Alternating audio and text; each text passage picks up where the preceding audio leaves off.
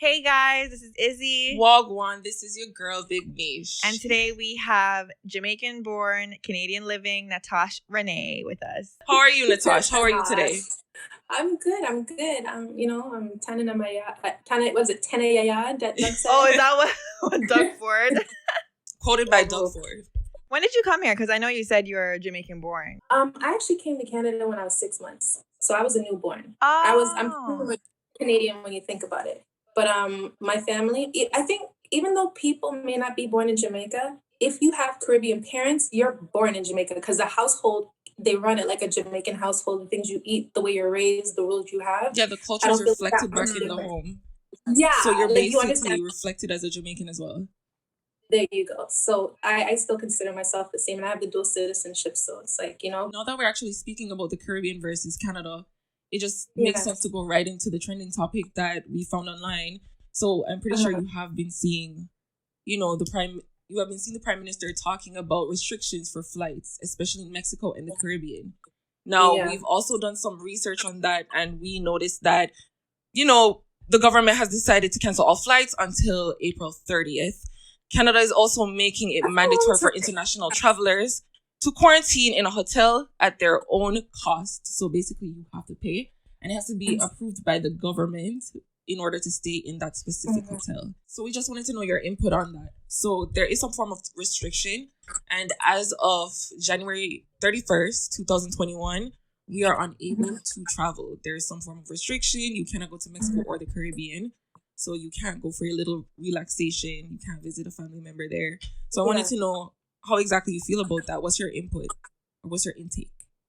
I have mixed feelings. On one side, I feel frustrated because I feel like last year when people found out about COVID being a thing since December of 2019, right? Because when I was at work, I remember a coworker, they're all into the news talking about what was going on. And I was actually wearing a mask since January 2020. It's been going on for a year. And people were looking at me crazy, like, why do you have a mask on? I'm like, well, I live in a dominant Korean area. I'm like, and, it's not to say that I'm judging people that are there, but I'm hearing that it's coming from, like, China and this and that. And I'm using, like, the GO train to get into the city. And I don't know who's traveled. These people around me have a lot of money to travel. They're more likely to go out than anyone else. It was not so much, because they're Chinese, they must have corona. I was more so, you guys got enough money to go everywhere you want. You've been on a plane. I need to be protected against you guys jet setting. So I feel like when people knew this was happening for like 6 months, people were still allowing flights in from the place that was literally making the world stop. And I thought, why are you guys doing that? Why did you stop flights then? Why weren't you testing at the airport? Why were you just letting thousands of people come from all these places and then get to this point where now, businesses are suffering? But how would they actually test at the airport? How would they actually do that? How would you test them at the airport? Would you swipe? They're doing it now. They have rapid testing at airports They're now. doing it now. But the new thing that they're doing is before you even come back to Canada, you have to get tested wherever you are. And then when you come back under these new rules, you have to while you're awaiting testing, you have to pay $2,000 to stay in your hotel.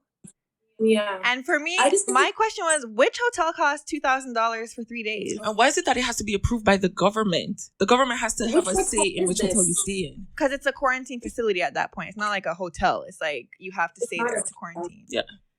So my question was, if you have to pay, like, why are we covering the cost of, because it's $2,000 covers security to make sure you don't leave. Shouldn't they be covering that? I think it's best if they cover it. It should be under their expense. But do you know, usually there's some form of repercussion whenever you rebel on something. So that's how I think the government is kind of seeing things.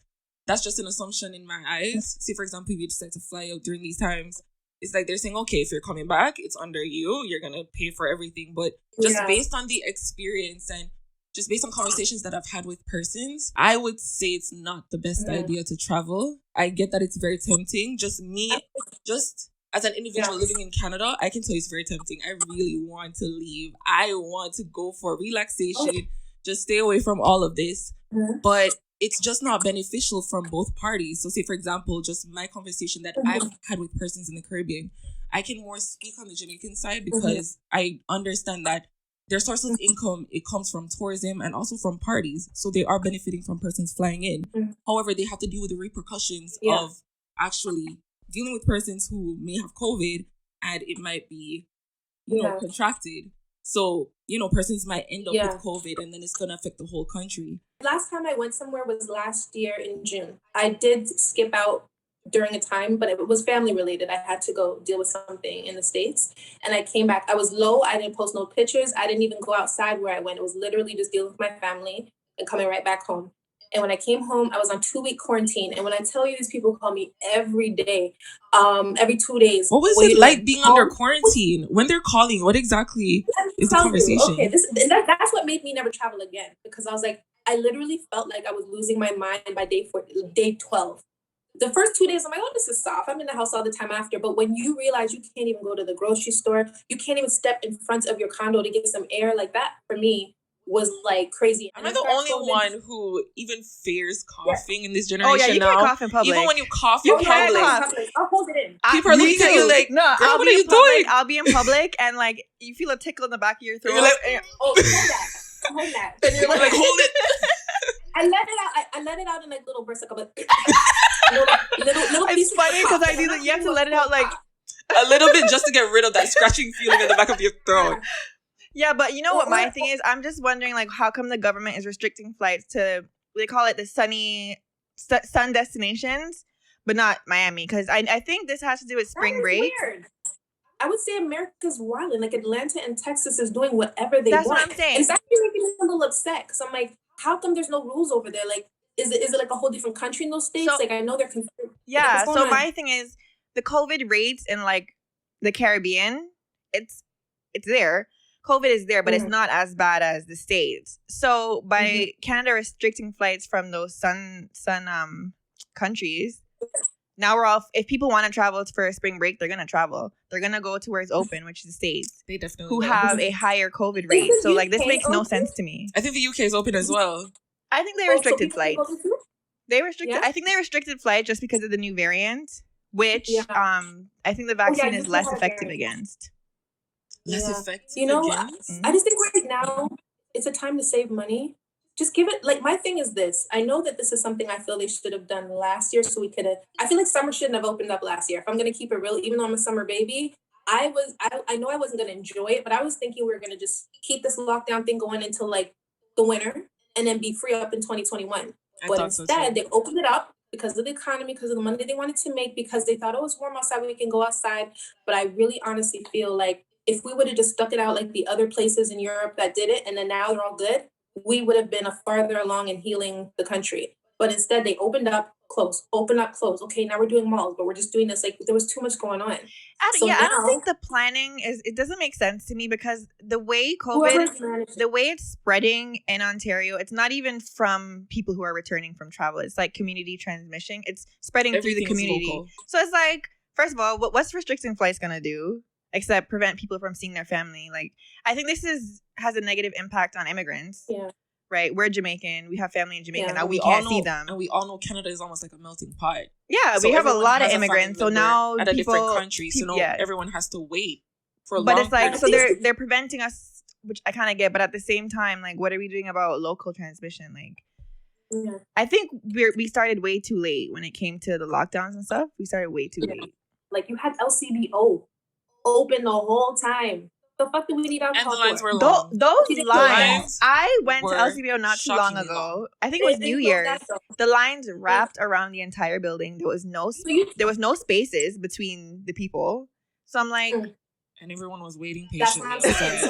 Why is LCBO essential? They said it's essential because alcoholics, when they're going through like their withdrawal symptoms, like when they can't get access to the alcohol, they're going to have to go to the hospital, which is going to put a burden on the healthcare system. That's why they said it's essential. Okay, because that's what they said. I think it's a little bit of that, but I mean, do we have the alcohol? Like, what are the rates of alcohol addiction?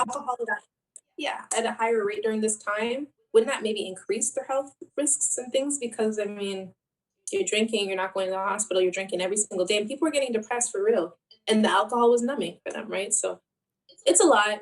I don't want to blame people because I don't think any of us were prepared for this. But I think all of us feel frustrated, a little hurt, a little scared, a little confused. And now we're just getting really impatient. And I think that's something that we all feel. And a lot of the people telling us to stay in, we're in Mexico too. So, you know what's funny though about those countries? So I saw a tweet that said going on vacation during the pandemic is big colonizer energy. But like Big Niche said, a lot of countries depend on tourism. Like I know countries in the Caribbean, Asia, and Europe, they were kind of enticing tourists to come. They were saying, 2-for-1 deal, we'll pay for your flight, we'll pay for your trips, because they want people to come.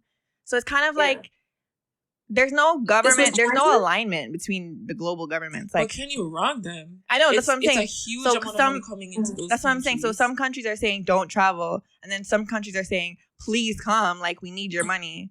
So it's like I feel like in order to solve this, we just need all the governments to agree on on something, because you can't have one government saying don't travel and then another government saying please come. But remember, each country has their own way of building investments and building funds, right? Yeah. And in the Caribbean, for example, or Asia or Europe, depending on where you go, the investments of tourism is big. Tourism is big, yeah.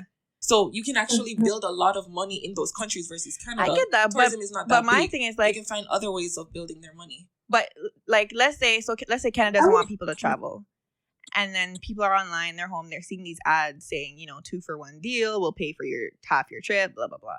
People are gonna find their way to travel. They're gonna go to the States and they're gonna travel from there. That's what I was people always find their ways to travel. That's all I'm saying.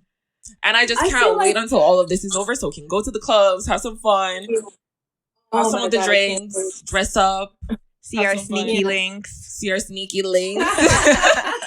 that we're actually on that topic, girl, how did you come up with that title for your song? That's a really nice song, by the way. Thank you. I appreciate that. Sneaky links. I'm one of those people that I listen to a beat and whatever mood it puts me in, that's what I write about. I know some people's writing process is different. Like, yo, I'm gonna write about sneaky links, and they go in there and they just know that. I listen to the beat, whatever mood it puts me in, that's what I write about. Now, you exactly create your beats.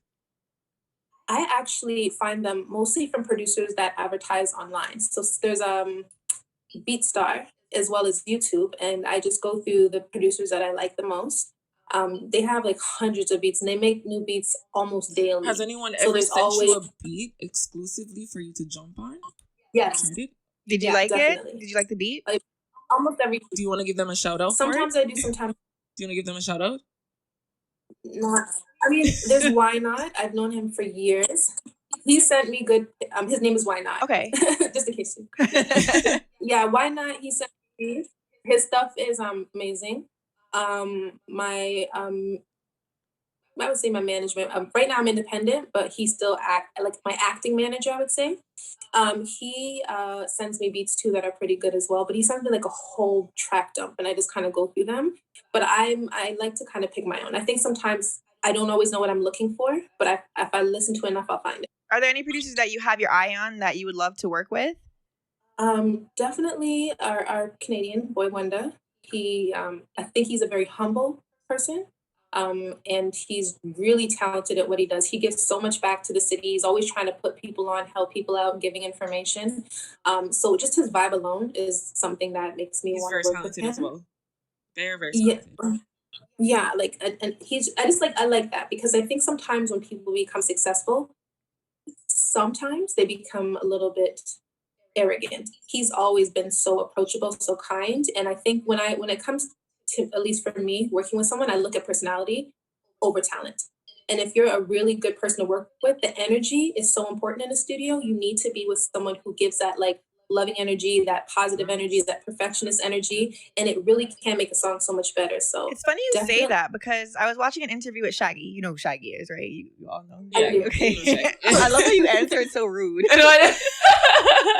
Yeah, he was saying, like, when it comes to him choosing who he wants to work with, he goes by energy and vibes, because there's no point working with someone like with talent, but their vibe is just all wrong. So he just goes by energy and vibe for the most part. Can you just imagine having an amazing energy in the room? That work must be fantastic when it's all done. So much better. So much better. And I've always been a shy recorder. There was a time where, like, if someone asked me to sing, I would tell the person, turn around. And it was like the weirdest. Why were you shy? You can't what tell exactly makes you shy? I could never tell either. I'm not shy to talk. but I was shy to sing, and I don't know why. Shy? But I was. Your videos, your singing, your cover videos have, I think the last one I watched had 40,000 views. I think you were singing a Beyonce song in that one, or Bryson Tiller. Yeah.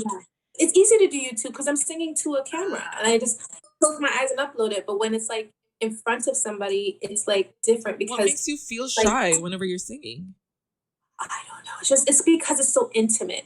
When I'm on stage and there's like a bunch of people, hundreds of people in the audience, I'm not shy at all because the light's so bright I can't even see them. But if it was one person that like, babe, sing for me, I'm like, But ladies, we have to move on to the next trending topic. So I saw online that there's a Toronto fashion designer who made a coat with $2,000 stuffed inside. Did you see this online? I didn't. I'm gonna try to find a picture and show you. Bomb. No. I said I would wear that, except if I wore it, I would be a walking target. So it's a see-through jacket, and it has $20 bills throughout the jacket. I'm thinking 120s because it's $2,000. Is it actually glued inside, or is it? It's like sewed. I'm gonna show you. It's sewed inside the jacket. So she is a Canadian fashion designer. Her name is D Silky, and she is a big fashion designer. And she created the clothing. But how she ended up creating this clothing, it's so interesting because she actually went online and asked for funds. She did I believe it was an Instagram post, and person started to send her money, and there she is doing her own fashion design. So everyone sent her the money. She stuffed the jacket, and then. No, it's a big hit. Yeah, and the thing is, I don't think she did it like to sell. She did it to make a statement. So her statement was that a lot of Canadian designers, they have their money tied up in their inventory. And it was kind of a statement against fast fashion. So like if you basically telling you to support the small businesses and small designers because they really struggle with finding supply and at the same time offering low prices to their customers. So a lot of times their money's tied up in inventory, and if people they keep going to like Fashion Nova, which I'm guilty, I'm not even gonna lie. But like people who, when you go to places like Fashion Nova, it's harder for these small businesses to like succeed.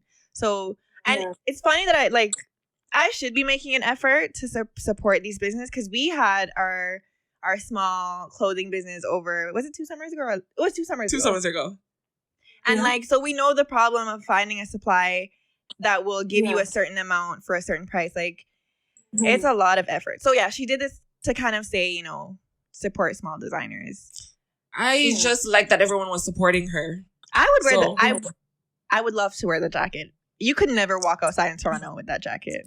I would.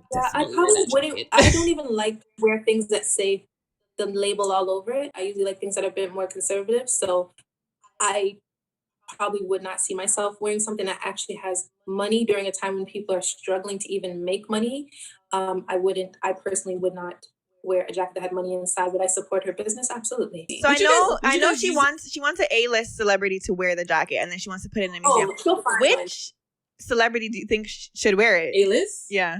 The obvious, I don't want to say the obvious, but Drake. It has to be. The Weeknd. It has to be Celine Dion. I would say Justin Floyd. Bieber.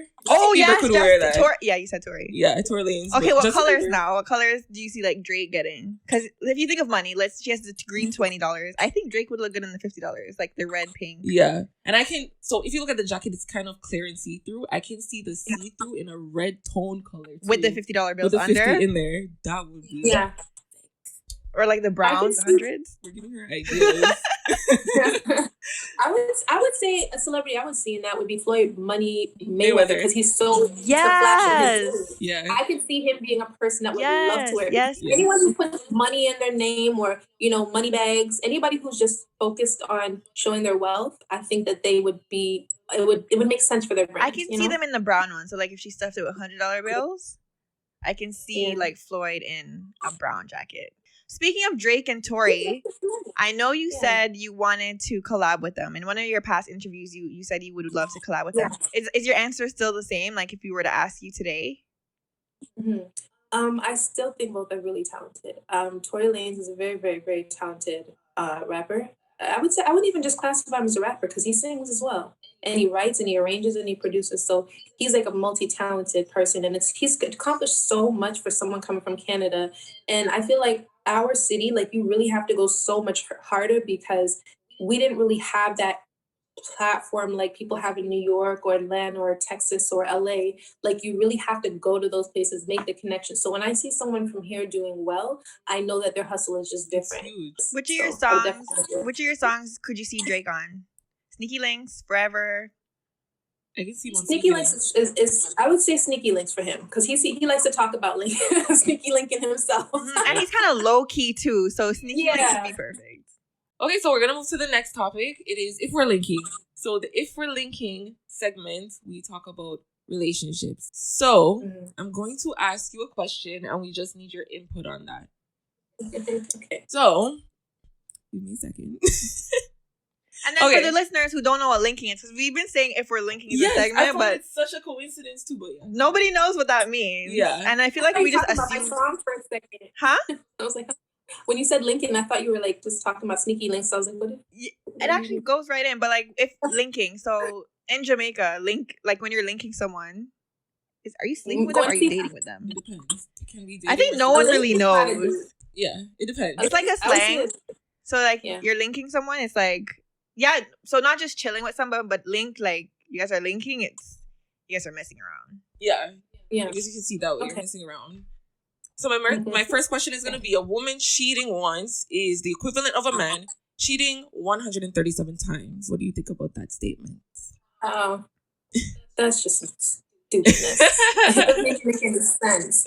It's really. I think they have to be joking when they say that. It was on a Justinlaboy. Yeah. Oh God, but the most toxic page. You know, some of his posts have some kind of truth. A little bit of truth. You know what it is? With a little I think laughter. When I look at that, like if we're gonna look at it and dig deep, I think what they're trying to say is that they hold women in a higher regard than themselves. Let's be real. I think it's a form of respect that they're saying. You can look at it negatively, like, oh, F them, they're being freaking, narcissists. But I think they're really saying that we look at women in such a high regard. We know they're better than us. We know they're more faithful than us. We know they're less likely to do dog ass shit, that if they were to cheat, it would feel like us being cheated on by 137 or whatever number they gave, because it's that more devastating, because they really look at us as a peer. Or is it that men think that women are always emotionally connected? I think that's it. Men just think women are always in their feelings. One, men can't handle when a woman does what they do. And two, I feel like, is there truth though? Like, can a woman cheat without being emotionally involved? Because they say when a woman cheats, the relationship is done. Absolutely.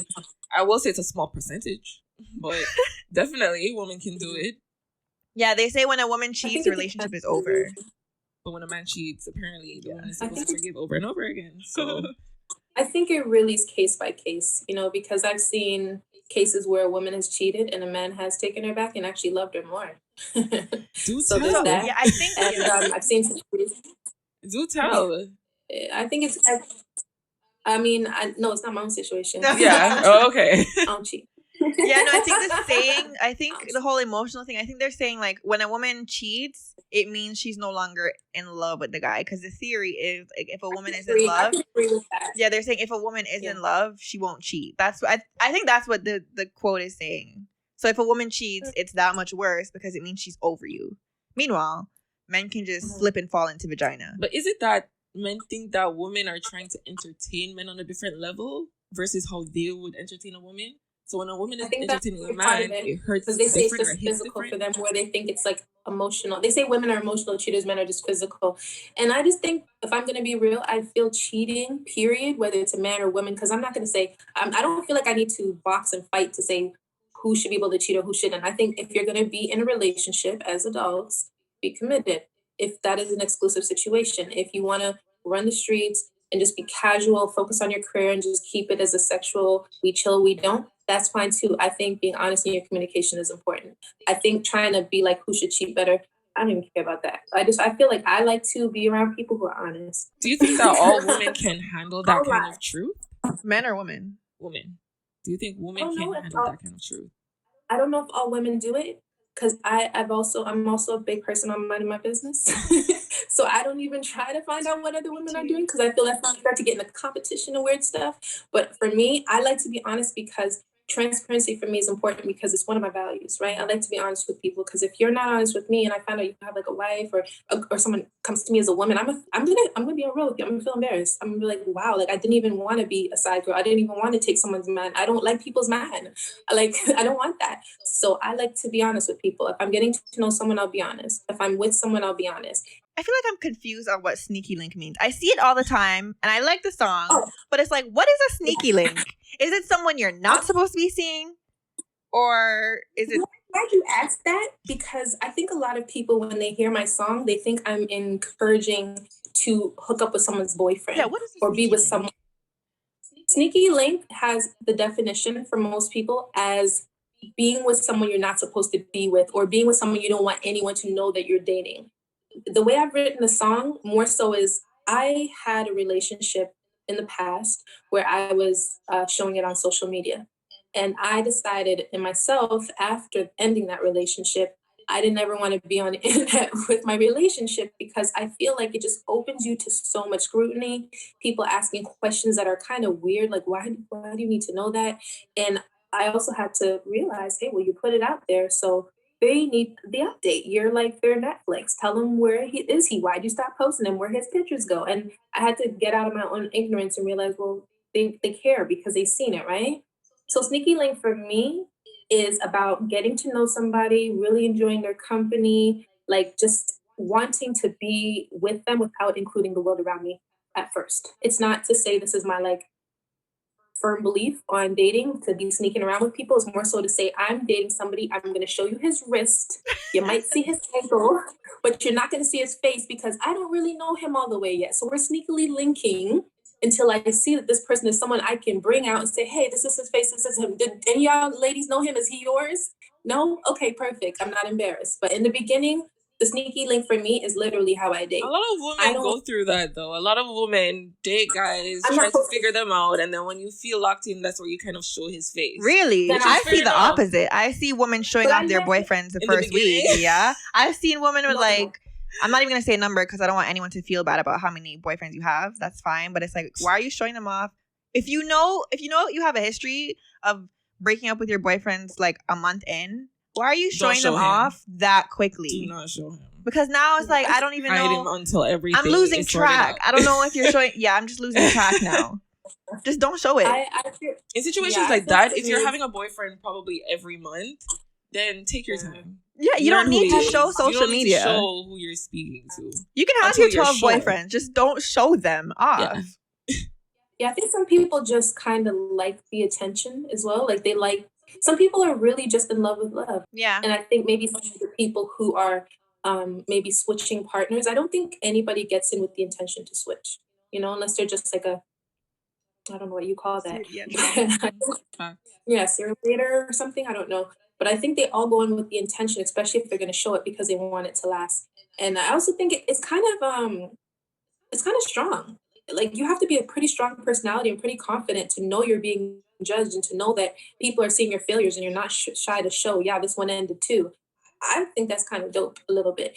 I don't have that particular level of confidence. I don't have it. I need to cry in the shower where no one knows if it's water or tears. But I will say, for the girl who keeps gunning after every failed relationship and letting us see her fall and get back up, I'm like, well, damn, you always got a man. I guess you have something's going on with you. So I mean, it's also a part that's whatever, but at least I'll say they keep a man. You know what I mean? There's always somebody on it's two ways to look at it, judging them, but I'll say you got to be a pretty strong woman to let us see you failing that many times and feel no kind of shame at all or no ways. Like, I'd love to no, I wouldn't. I don't want to show all my men online, but I'll show the elbow of all of them. That way, if I have 12 boyfriends, you're not gonna know because they all have the same looking elbow. Yeah. You would never even catch me even showing anyone. And I'm way too private. Yeah, and if I actually show your face, best believe he was a keeper. He was different. I probably got to know different people, but I think if I were as open, I would probably get judged as harshly. So the reason why I don't judge them because I'm like, well, I was getting to know other people too. So I'm probably just as bad as her, but I just don't show it. You know what I mean? It's discreet. So what about public embarrassment in the sense of cheating? What if a man is cheating publicly? How do you think women should deal with those situations? I don't think a woman should deal with the situation at all. I think once you have a person who has, and it's so much, it's not even about what take the public out of it. It's just this person has told you they're committed to the relationship and they've decided to dishonor that. They've decided to make you look ridiculous, not just to other people, but just to yourself. You know what I mean? You gave them a level of your heart, a level of your trust, and you literally threw it in the fucking wherever you threw it. So I would just say women shouldn't deal with that. But I know some women think differently. They think, well, things happen. There's highs and lows till death do us part if they're married. And I can understand and respect that as well. But I think if you're just dating and you're a young woman and you're doing your thing, why are you putting up with that? Especially if you're a good ass, like, find a new man. You don't have to be out here having people making you look stupid. Like, no. And I think if a man sees that you stay with him, I was just about to say that men know who they can take advantage of. Yeah. Yep. We might say that they don't have sense, but trust me, men are some intelligent. You say that. I say that all the time. Men are smart. They're extremely smart. Men are so they like to act like they're stupid, but they're very observant. They're great actors. They know exactly what they want, who they want, when they want it. They know. So that's why I don't tiptoe with them, because I'm like, you are smart. And if I'm going to date you, you really are smart, because I don't just go for looks. I don't go for money. I'm going for intelligence, and then everything is under that. So if I'm dating you, I already think that you are more intelligent than most people. So when you do the little fuckery, it's so much more rude because I know you know better, right? So I personally think if it's public and you guys are out there sharing your relationship and showing people, hey, we're together, and you're cheating on them, it's disrespectful. And for me, I would just look at them away. Even if I stayed, I think in the back of my mind, I'm a Cancer. I'm never going to forget it. I'm always going to look at you sideways. I'm always going to, every time you go outside, I'm going to be like, oh, he's at his friend's house. But then I'm going to think, is he really at his friend's house? And I think that level of insecurity that creeps in after forgiving a cheater, I don't want to live with that. Yeah, once the trust is gone, it's hard to get back. Okay, so we would like to know, who are you listening to right now? So it could be a Canadian artist. Giveon. I hope I said it right. Giveon. Oh yeah, he has a soulful voice, like really soulful. Yeah, love his song. My favorite by him is World Recreated. I listen to that like on repeat. I'm also listening to a girl. I think she's in the UK. Her name is, I think it's Tana Major 9. I know I'm messing it up. I don't remember her name, but I'll tell y'all later so you can put it in there. But it's she has a song called Exclusively, and I love it so much. Those UK artists are really talented. They are. She's so good. She's so good. And who else do I listen to? Lucky Day. I love Lucky Day and Rick Ross. Those are R&B or Rick Ross? I listen to Rick Ross like every single day. Really? I do. That's something you hear often in this generation. Tell you the last time I listened to a Rick Ross song. I listened to a Rick Ross song yesterday, actually. Really? Here I am. I actually can't tell you the last time I listened to him. I had my phase, but... Yeah, I had my phase too. Yeah. What about you? What are you listening to? So currently I'm listening to Midnight and Kidjaywest, and the song is called Brown Baby. Sometimes these artists get me a little bit excited because... there was a lot of wordplay. It was very intriguing because he started off referring to Brown Baby by Nina Simone. It's more of a 1960s song. So he started off his intro that way. And then he started to wordplay. It was very clever. He said he's feeling like he's Biggie, but he's a brown boy. So he gave me that cocky Biggie feel. But if you see this man, he kind of looks Indian, which is a reference to being a brown boy. So it was really good. I really liked that wordplay that he did there. It was really slick. Yeah, I need to listen to that. I'm gonna listen to that. It's really good. You need to listen, girls. Brown boys? I'm gonna look it up afterwards as well. Yes. For me, so we listen to a lot of Toronto music. I listen to more Toronto hip hop. She's the R&B girl. So if R&B girl, I barely listen to R&B. I wish I did though. A lot of people don't like. So I listen to a lot of Toronto music, but a lot of people don't know where to start when it comes to Toronto music. There's a good playlist on Spotify. It's called No Politics. If you ever want to explore Toronto hip hop, but who I'm listening to right now, Tuck and Ace, and the song is called What a Mess. They already had a song called Hop Out a couple months ago, and it was a banger. And now they have another banger, and I think one of the guys is like 16 or 17. Honestly, they could be one of like the hottest duos in the city if they keep up their consistency. When it comes to people in the city that I've listened to their songs a lot, Where You Are by Savannah Re. I do play that girl. often. Savannah Re is good. And I like by the way, she has a TNT great Girls, album, their newest Opia. song. Opia is good. For some reason I was like in the shower today and it was just in my head, like the hook. Which like, one? It's the TNT Girls. TNT Ladies. Yeah. Yes. Yeah. Like, I was like touring. Like it was just stuck in my head. Yes. I don't even know all the words. That's a banger too. I think they have an album coming out soon, but the song they just released. Yeah. It's stuck in my head. I will say that. Like I literally was just randomly just singing it in my head this morning and I was like, I like that song, you know? So Izzy said in an episode that their songs make her feel like a savage. Yeah. Like sometimes, you know, when you're getting dressed, you just want to feel like a savage. Okay. We would like to play a game with you. It's called Sneaky Links. So it's in reference to your song, Sneaky Links. So we're going to talk about the sneaky links in your life. So my question is, have you ever sneaked around with someone and had a situationship? Yeah, I've had a situationship before. Every person had a situationship. Even when you don't know you were in the situationship, you've been in one. And any childhood memories of yourself sneaking around and doing anything rebellious in your life?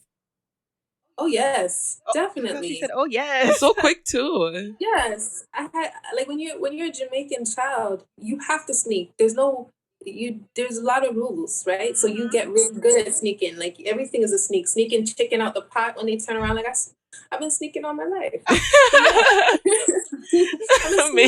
It makes sense why you created the song Sneaky Links. That is the title of the episode. I've been sneaking all my life. Yes, right on the spot.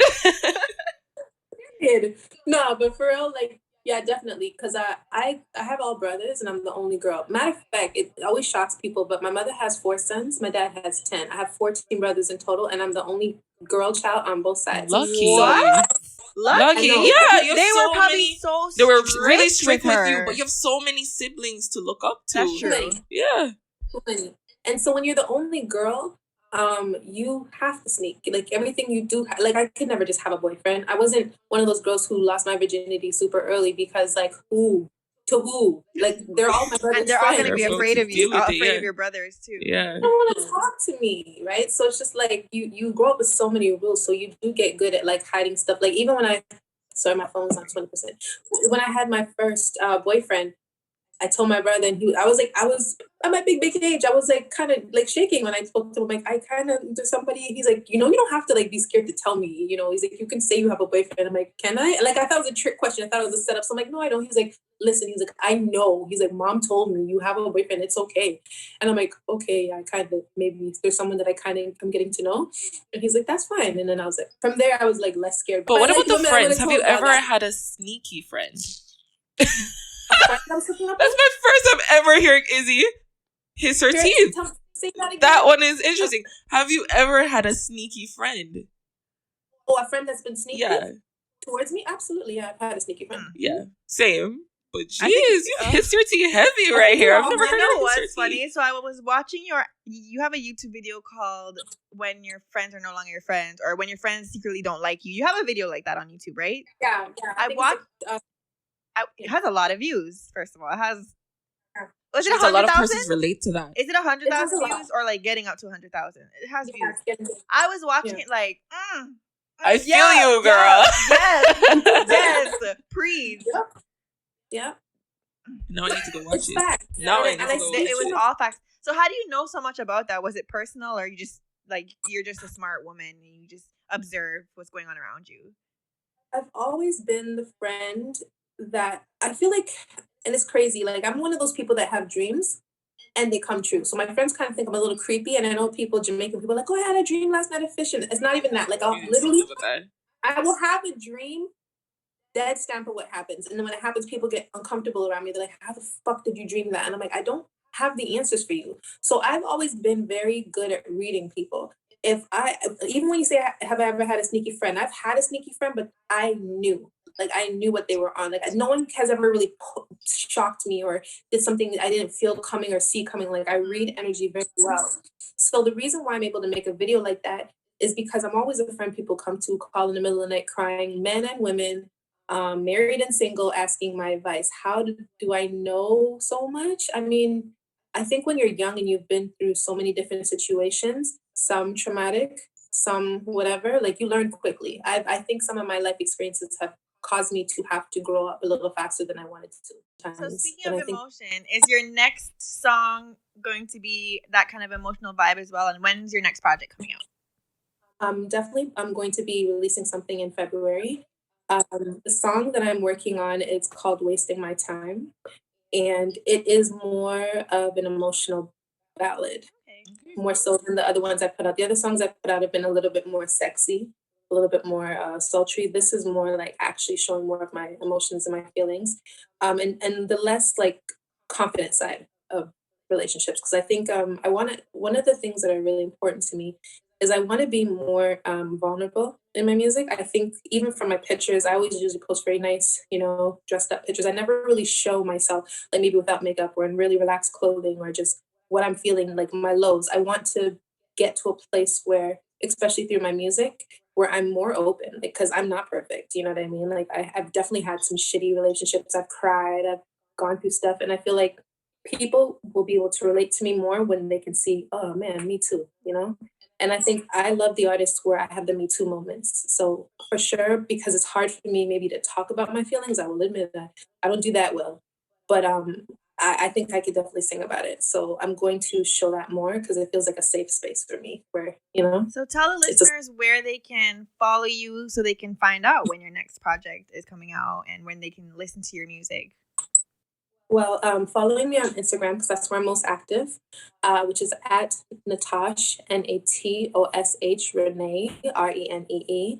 You'll definitely be able to hear the updates, the previews, the countdowns to when songs are coming out, and to listen to my music if you happen to not be a social media person like that, would always be on Spotify or iTunes. Definitely, everyone go listen to her music. Natosh, thank you so much for linking up with us.